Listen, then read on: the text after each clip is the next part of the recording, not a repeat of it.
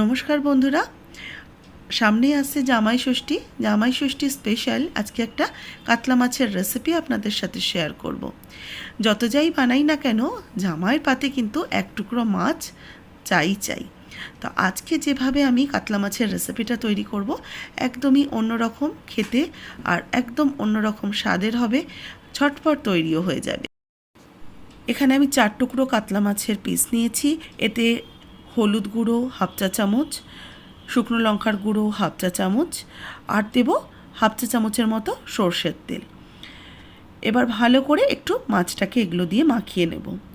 মাছ মাখিয়ে 10 মিনিটের জন্য সাইডে রেখে দিচ্ছি।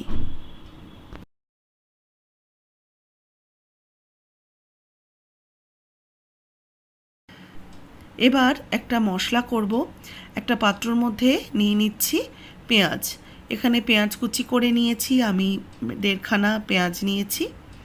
একটু ছোট সাইজের পেঁয়াজ ছিল বলে 1.5 খানা পেঁয়াজ নিয়েছি। 4 কোয়া মতো রসুন, হাফ ইঞ্চি টুকরো করে নেওয়া আদা, 3-4টে কাঁচা লঙ্কা। আপনারা ঝালটা নিজেদের স্বাদ অনুযায়ী অ্যাড করবেন। এতে দেবো গোটা ধনে 1 টিস্পুন, দেব গোটা জিরে 1 টিস্পুন, এর সাথে দেব হলুদ সর্ষে, সেটাও দেব আমি 1 টিস্পুন, একটু গোটা গরম মশলা, 2টো এলাচ, 1 টুকরো দারচিনি, 2টো লবঙ্গ, সামান্য একটু লবণ দিলাম, হাফ চা চামচ হলুদ গুঁড়ো দিলাম, দেব 1 টিস্পুন কাঁচা সর্ষের তেল। এবার এগুলোকে একটু চামচ দিয়ে একসাথে মিশিয়ে নেব।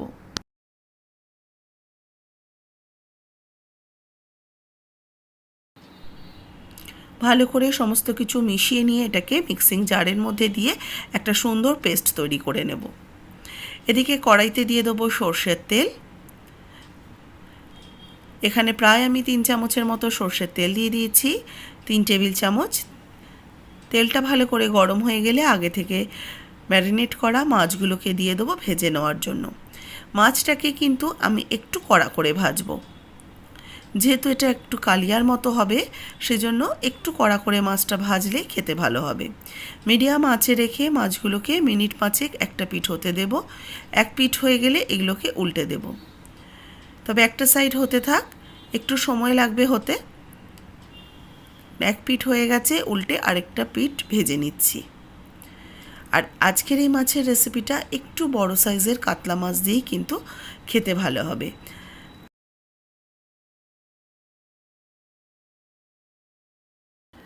জামাই ষষ্ঠীতে থাকে জামাইয়ের পাতে নিত্য নতুন রান্নার সমাহার। তাতে কিন্তু আজকের এই রেসিপিটা অবশ্যই তৈরি করতে পারেন। খুব তাড়াতাড়ি চটজলদি রান্না, অসম্ভব খেতে ভালো হয়েছিল।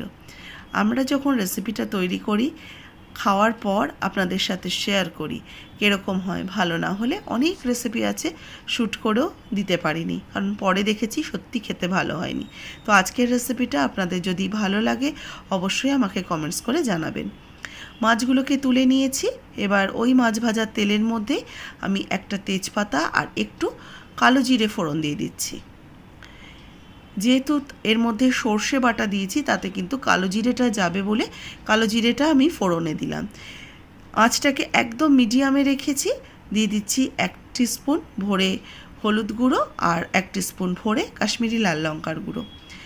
আঁচটাকে মিডিয়াম থেকে কমিয়ে দিয়েছি, নাহলে হলুদ লঙ্কার গুঁড়োটা একদম পুড়ে যাবে। এবার 1 টুকরো টমেটো নিয়েছি, টমেটোটাকে ছোট ছোট করে কেটে নেব। এখানে যেহেতু আমি 4 টুকরো মাছের রেসিপি করছি, তার জন্য কিন্তু টমেটো নিয়েছি একটা ছোট সাইজের। এবার মাছের পরিমাণ বাড়লে আপনারা এর কোয়ান্টিটিগুলো বাড়িয়ে দেবেন। এবার ওই তেলের মধ্যে টমেটো কুচিটা দিয়ে একটু নাড়াচাড়া করে নেব। টমেটোটাকে যেহেতু ছোটো ছোটো করে কেটেছি, একটু তাড়াতাড়ি নরম হয়ে যাবে। টমেটোটা নরম হয়ে গেলে দিয়ে দিচ্ছি বেটে রাখা মশলার পেস্ট। এবার এই মশলাটাকে কিছুক্ষণ কষিয়ে নেব। যতক্ষণ না একটু শুকনো শুকনো ড্রাই হয়ে যাচ্ছে, ততক্ষণ মশলাটাকে ভালো করে একটু কষাতে থাকবো। আঁচটাকে কিন্তু একদম কমে রেখেছি, যেহেতু সর্ষে রয়েছে, পুড়ে গেলে কিন্তু তিতকুটে লাগবে।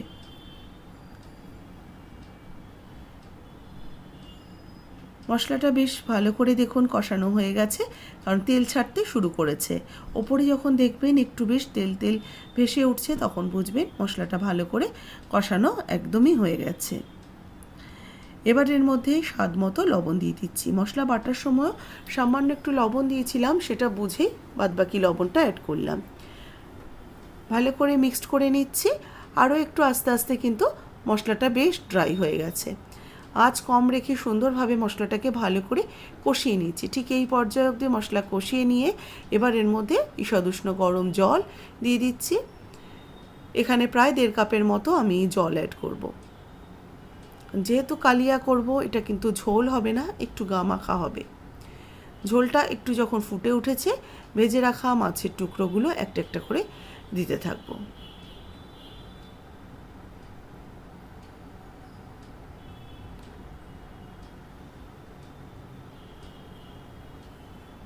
মাছগুলোকে দিয়ে একটু এপিটোপিট করে নেব, যাতে মাছগুলো সুন্দরভাবে সিদ্ধ হয়ে যায় আর মাছের মধ্যে মশলার ফ্লেভারগুলো সুন্দরভাবে ঢুকে যায়।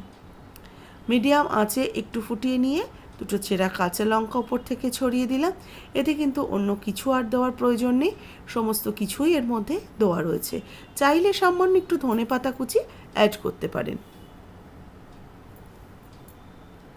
ঝোলটা শুকিয়ে যখন একটু তেল ভেসে আসবে, এটা প্রায় ধরতে গেলে হয়ে যাবে।